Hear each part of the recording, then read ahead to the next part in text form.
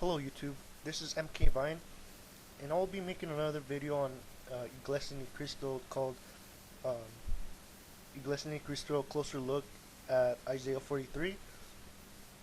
And I did already make a video on this alleged prophecy that INC likes to quote, and I'll provide the link to it in my description section if you guys are interested.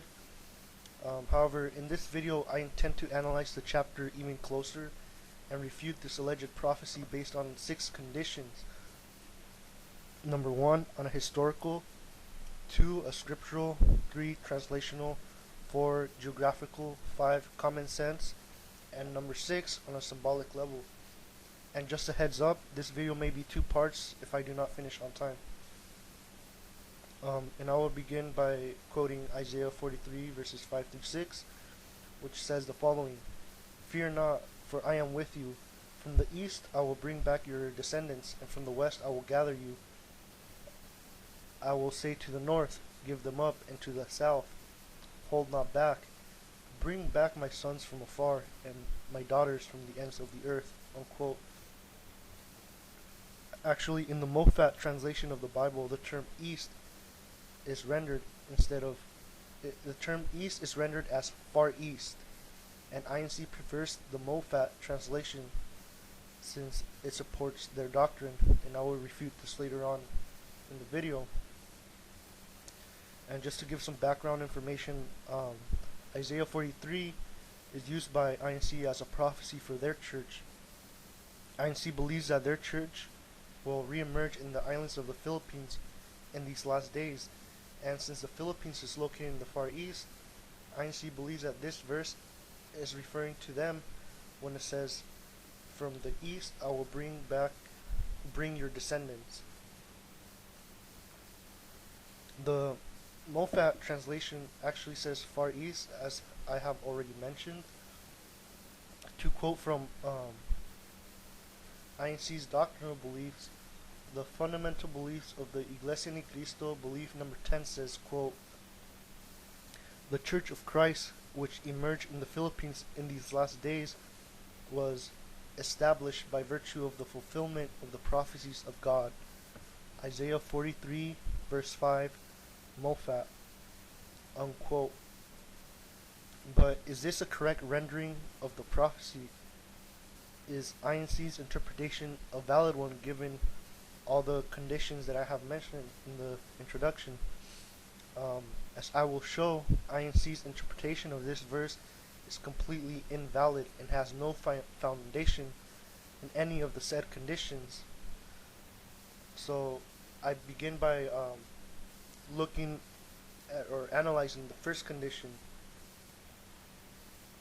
which is on a historical perspective. We start with the Syro-Ephraimite War, in which the northern kingdom of Israel and the kingdom of Syria decide to attack the southern kingdom of Judah for not joining their coalition against the Assyrians. As a result of Judah's refusal to join the coalition, Syria and Israel invaded Judah and took many people hostages to their northern kingdoms before Assyria finally comes to the rescue. Here we have an instance in which the people of Judah were dispersed or exiled into the north. At the same time when this was occurring, the Edomites and the Philistines decided to attack Judah as well. And this could have led some of the people to be dispersed into the south, in Edom, and to the west, in Philistine. Later on, however, Assyria would conquer the northern kingdom of Israel after the Samaritans decided to revolt, and the Israelites would be exiled again to the north. After Assyria's takeover of Israel, the Egyptians tried to revolt against Assyria with the aid of the Ethiopians, and this could have caused some of the Israelites to be dispersed into those countries. Finally, about a century later, when Babylon comes and defeats the Assyrians, the Babylonians would take many people of Judah and dispersed them to the east in Babylon. As you can see, all throughout the time of the prophet Isaiah, there were many wars and conflicts which led many of the Israelites to be dispersed into many of the surrounding countries in the north, south, east, and west. And also, as you can see, the history shows that the people of Israel were dispersed, and not the people of the Philippines. I would provide a link to the historical backgrounds, on the events surrounding the book of Isaiah, if you want to look at this more into detail. Now, moving on to condition 2, in which we look at Isaiah 43 from a scriptural perspective. We know from the context that God is talking about Israel, because in verse 1 he says, O Jacob and O Israel. Given this context, we can then see that God talks about bringing the exiles from the north, south, east, and west back to Israel and not the Philippines, since the context is Israel, as I have already mentioned.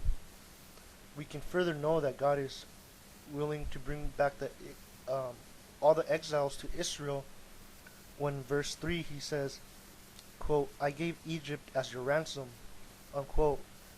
And here we have a parallel. God is talking to Israel and reminding them that he gave Egypt to them as a ransom. And this happened during the first exile, when God used Moses to bring back the exiles from Egypt to the promised land, Israel. And in this case, we have a parallel to a second exile, in which God will help the Israelites leave Babylon and come back to the promised land, Israel. But how do we know that the exiles were Israelites? Well, it's pretty obvious from the context I just gave, but in case you're doubting, turn to verse 5, which says, quote, I will bring back your descendants, unquote. God is giving this revelation to Isaiah, and we know that Isaiah was a descendant of Judah. So this cannot refer to other ethnic groups such as the Filipinos, since they are not Semitic people. If they claim they are, I ask them to please provide proof that the Filipinos descended from Israel. In any case, this verse does not refer to the islands of the Philippines, since it is addressed to Israel. So far I have shown from a historical and from a scriptural perspective that these verses refer to Israel and not the Philippines.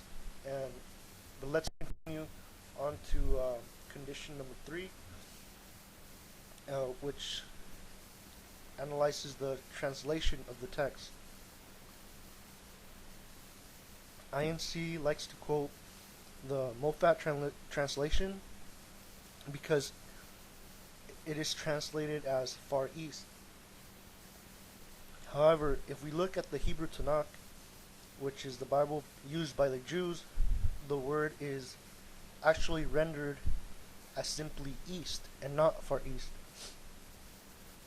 Also, if we look at Strong's Concordance, we see that the Hebrew word Mizrach is rendered as East and not Far East.